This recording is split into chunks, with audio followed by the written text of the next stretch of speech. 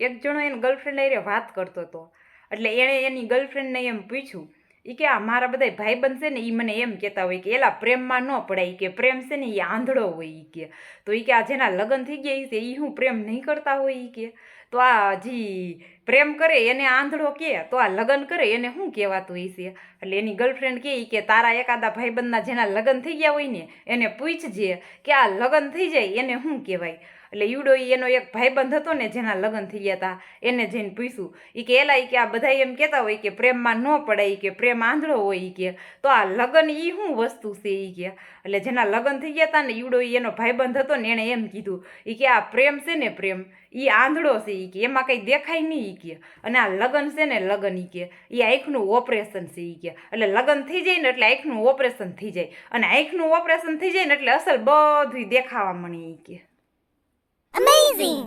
પ્રેમમાં કાંઈ ન દેખાય.